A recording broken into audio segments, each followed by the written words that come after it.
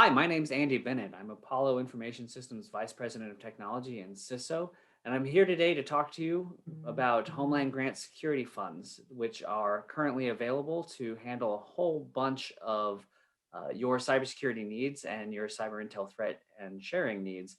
And the program is developed to support five distinct areas. The first and foremost, which is great for those of us who are in cybersecurity, is enhancing cybersecurity. The next piece is enhancing the protection of soft targets, which is not generally a cyber concern. The third piece is the enhancing of intelligence and threat sharing, which is fantastic, and the reason we have our group here today. And then combating domestic and violent extremism and addressing emerging threats. And it could be argued that cyber helps address emerging threats, but more primarily today, we're here to talk about the enhancing cybersecurity and cyber intel threat and sharing, because 7.5% and 5% of these funds have been allocated as set-asides in these particular places. And so to that end, we are super excited to be here with our partners from LookingGlass and a special guest from Wisconsin. Mary, would you go ahead and introduce yourself? Sure. Thanks so much, Andy. I'm Mary Yang. I'm the Senior Vice President of Marketing here at LookingGlass Cyber Solutions. And we were super excited to work with Apollo in bringing you a turnkey guide for how to obtain some of the funding and these grants via FEMA and DHS. And we wanted to highlight one of our key partners, Michael from the Wisconsin State Fusion Center. Michael, would you like to do a quick intro? Thanks, Mary. My name is Mike Hemberger. I'm an intelligence analyst for the Wisconsin Statewide Intelligence Center. Our Fusion Center is fairly small. So in the Computer and Financial Crimes Unit, which I'm a part of, we have positions for 3 agents, one of which is currently vacant as an agent got promoted to be our special agent in charge. Then we have 2 full-time Intel analysts and 1 part-time Intel analyst. So we're very small, but we rely on both DHS shared services and funding through the state Homeland Security Grant Program, which is one of the pools of money that's available right now to really carry out the work that we do. So happy to be here, and thank you so much for inviting me. And here we also have today Nick Cinelli, who's joining us from his home office. Nick, would you like to do a quick intro? I'm now working for the Air Force out of Hanscom Airfield, Hanscom, Massachusetts, and working on some cybersecurity programs for the U.S. Air Force. If you're familiar with TDL, Tactical Data Links, which are the communication links between ground and airplanes and all kinds of other gizmos. So kind of work on the cybersecurity end of that stuff. Thanks, Nick. So I think the next thing would be to go over just a little bit of the mechanics, which is it's really scary and intimidating if you've never gone after grant money before to go after and apply for grant money. And so we're here for a couple of reasons. We're here to, first and foremost, help organizations go after and obtain this funding. There's massive amounts of available funding out there right now between CARES Act funding, America Rescue funding, and a number of other programs that are feeding funds into Homeland Security grants programs. The time has never been better to go after these monies because they need to allocate them, and there are set-asides in these specific areas. So here at Apollo, we've worked with industry-leading partners, including LookingGlass, to help create essentially an easy button to make applying for and pursuing these funds as easy and painless as possible. And so we've worked together and we've built up a packet of pre-canned answers and a well-documented process and formula for how to apply for and successfully apply for these funds. And so just saying we've made an easy button for you is not really enough, because in order to know why you're going after this money, it's not just for the sake of money, it's to support your mission. And to that end, we selected these partners very carefully, and LookingGlass was top of the list because they directly support your mission and fit the purpose of these funds. And so show works better than tell. And so we're here to show you the value proposition that the Looking Glass services and threat intel in general provide, and why these funds are worth your trouble to go after. It's not just money for money's sake. Mary, can you give us a little context? Sure, absolutely. So Looking Glass Cyber Solutions has been around since 2009. I think that that's important for folks to know because we're not a fly-by-night agency or company. We have supported the public sector since 2009, and we're really committed, like Andy said, to helping your organization meet its mission, especially in the cyber and threat intel sharing arena. So with regard to these grants in particular, Looking Glass's solutions addresses priority funding area number 1, which is enhancing cybersecurity, and priority funding area number 3, which is enhancing information and threat intel sharing. With the cybersecurity priority funding area, some of our tools, which are already in use across a number of government organizations across the country, that tool supports organizations, public sector organizations, in better understanding their external attack surface.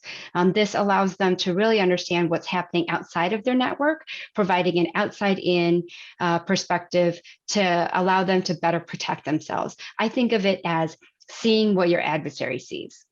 In terms of information sharing and threat intel sharing, another one of our tools, also in use in both public sector organizations and some of the largest financial services organizations in the country, that really allows your organization to model threat actors that are specific to your organization, that ones that you care about. You often see in the news stories around APTs, Cozy Bear, China, and your organization might be dealing with those APTs and nation state actors, or they might be dealing with cyber criminals who are, say, found more on the underground than the sensational nation state actors.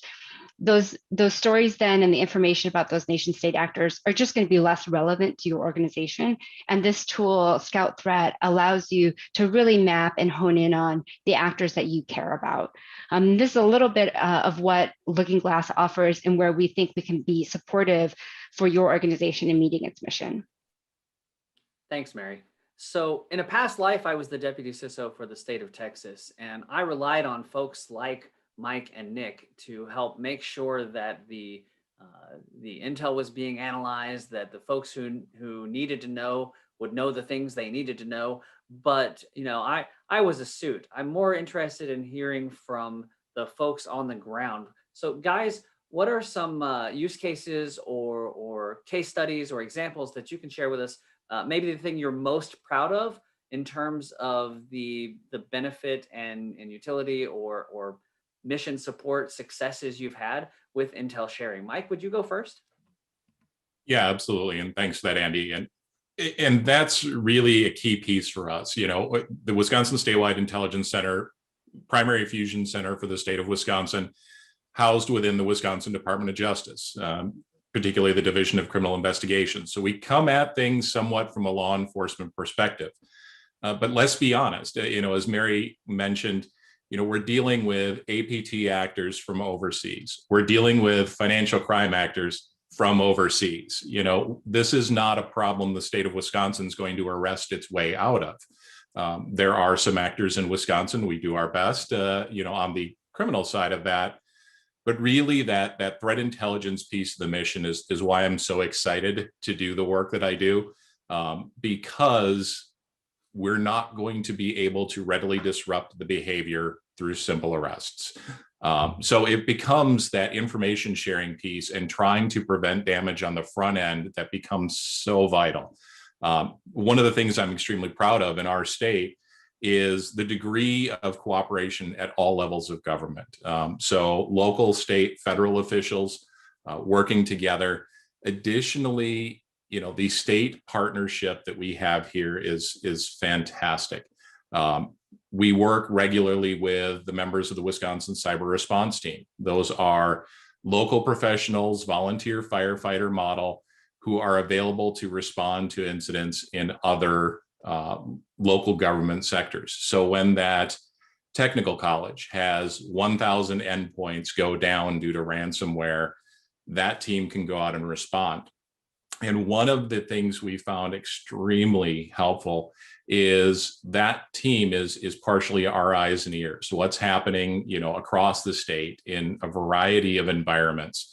And that one little lead we get from a local government in Wisconsin, once we can bring it in, look at it, put it in a proper context, may be a bigger problem for other agencies in the state that we've got to make them aware of to keep that ransomware from, occurring in 20 other jurisdictions across the state.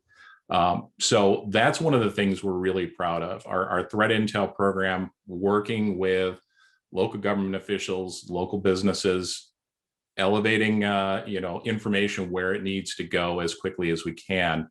And as I alluded to earlier, the grant programs that exist, particularly for us, the State Homeland Security Grant Program, which is one of the ones we're talking about today, has been vital to that work.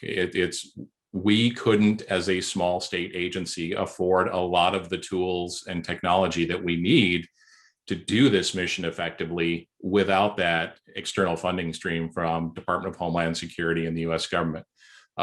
So I hope that answers a little bit, Andy, what you're asking, but always available for questions if not.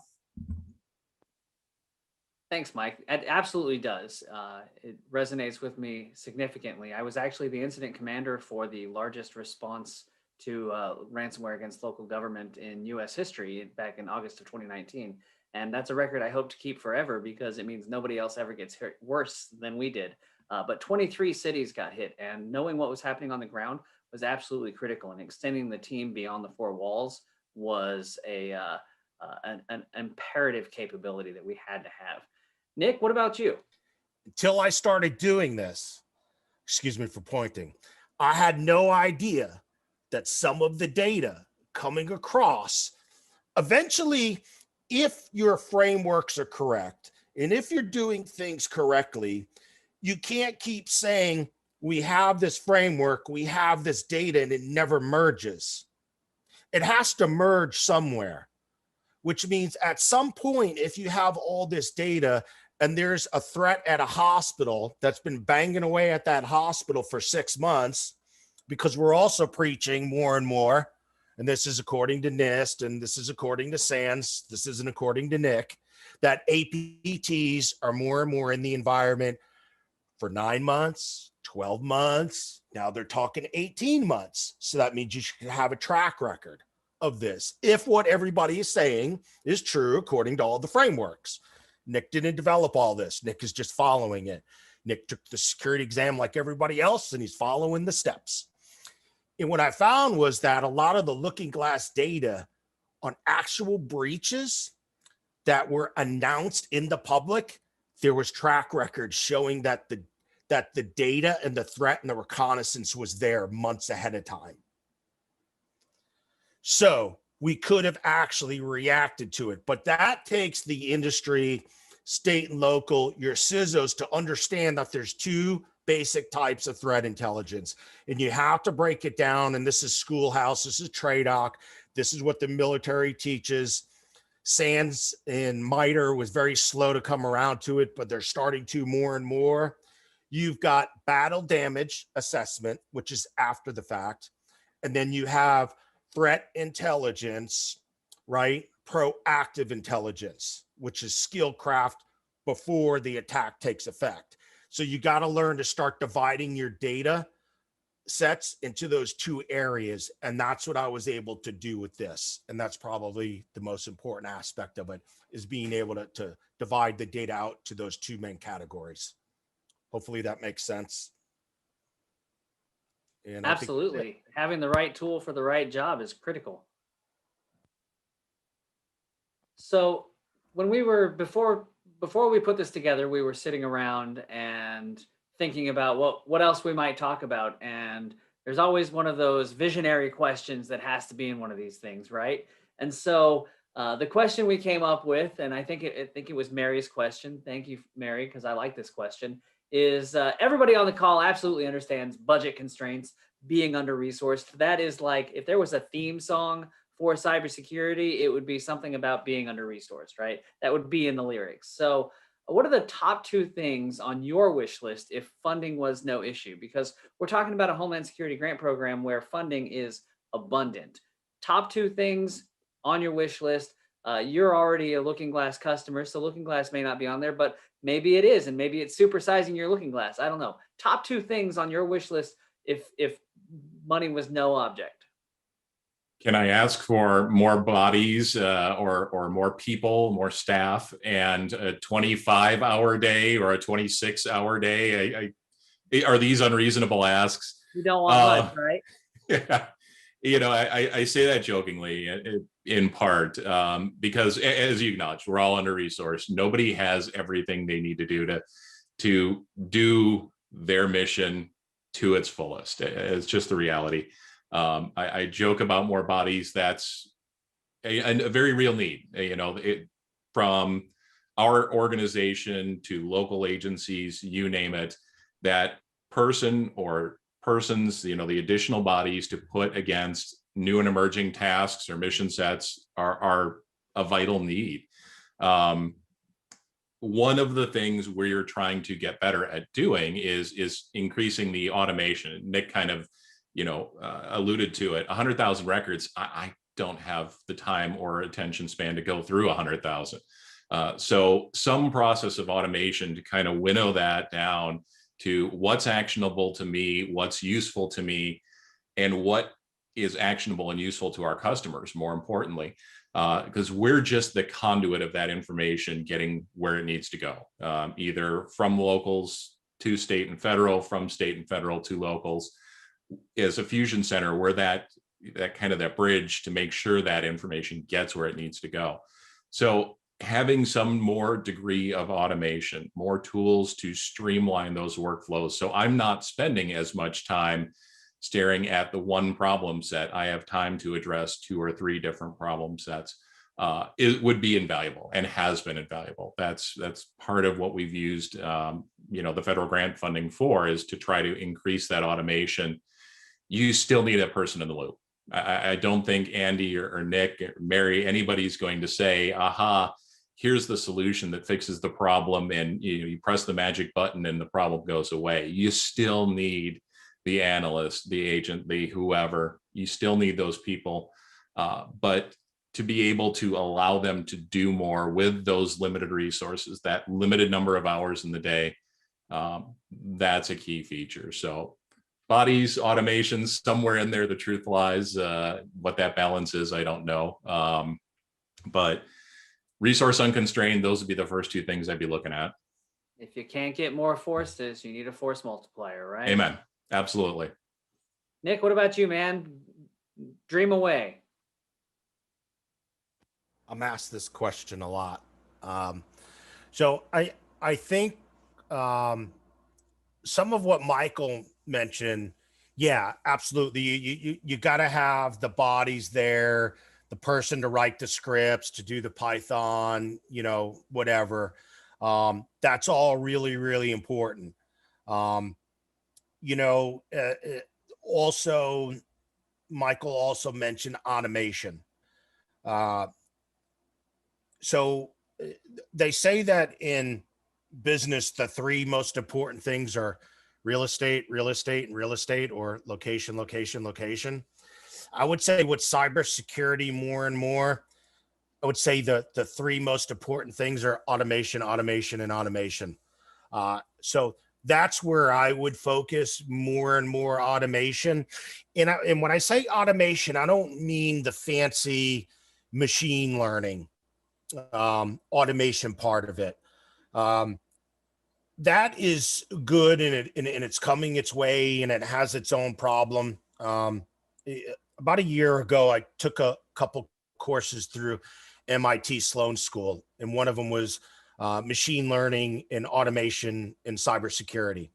And the very first day for their machine learning course, the instructor said, the first day, literally his first sentence, and the reason why I mention it is because he said, look, you're here to learn machine learning, and that's what we're going to do. But understand something. this is not going to fix cybersecurity. This isn't going to fix everything. This is going to help you solve solutions, help you solve problems to get to your bigger goals. And that's what machine learning does. It's just going to, you know, for the time being, it's just going to help you solve small problems, you know, like a force multiplier to get to the bigger problem. So I see automation more on the data management end. I think highly underestimated is the data management end. Because again, if you're using the frameworks and you're using the data, they have to merge at some point. If they don't merge, then you can't connect the dots, then what's the purpose of the data? You can't do anything with it, right? I mean, you might as well just encase your computers in cement and dump them in the bottom of the ocean. So really, I would focus on data management, automation, and to caveat what Michael said, more people, but importantly, to piggyback on top of it, the right people. I think this has to be surgical with cyber. You know, this is not ground forces, army, send in 100,000 more troops than you need. This is very surgical, the right people, the right Python programmer, the right Visual Basic guy, just not any person. You have to have the specific right people for each individual sector or each individual area. So yeah, that's my wish list. Well, infantry needs cannons and surgeons need scalpels, right? That's right. My takeaway there is technology doesn't solve people problems, but it does empower or can empower people to solve tech problems. And I agree with that wholeheartedly. And I think that having a platform like LookingGlass, having industry leading tools, having these other things that enable our people to do more than they previously could is absolutely critical. I couldn't agree more. Mary, I think we're coming up on our time. Do you have some closing thoughts? I do. So first, thank you all three of you for your time today. It's been such a great conversation, and I think even I sort of saw some clear sort of use cases, but also best practices and areas that we as a company could be doubling down on to enable and improve cybersecurity for for the nation. I think my last sort of thought would simply be that this has been a conversation with friends of LookingGlass, but I think that it is important for any state and local agency to really look at the funding that's available, regardless of whether LookingGlass is a good fit or not. Of course, we think that we might be, but these funds are available to you regardless. And we urge you to take a look at the guide that we've created with Apollo, just as a resource for helping you obtain some of this funding. Again, regardless of whether LookingGlass is part of that plan for you, we think it's important for you to enhance your cybersecurity and important for you to improve your information sharing broadly. Michael, parting thoughts? No, I just want to thank you for the opportunity to talk to other organizations, other agencies.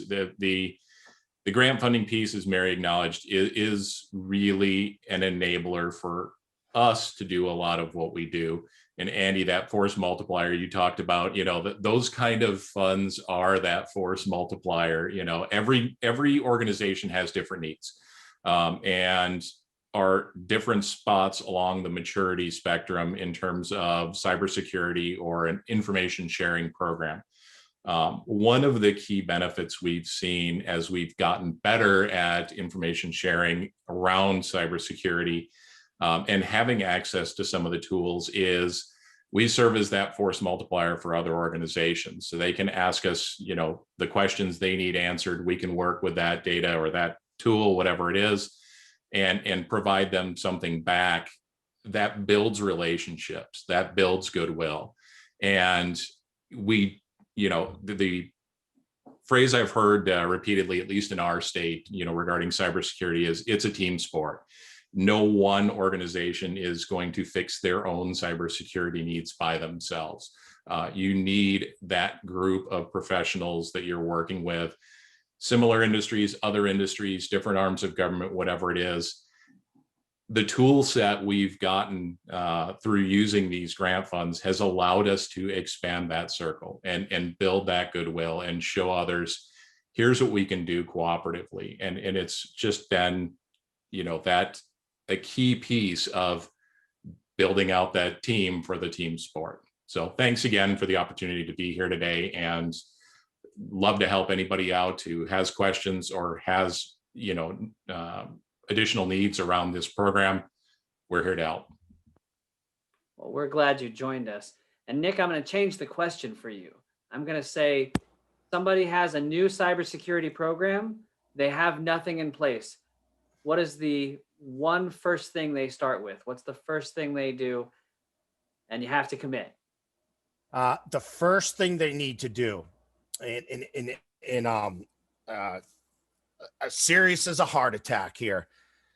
So they need to assess their environment. They need to understand their threat landscape.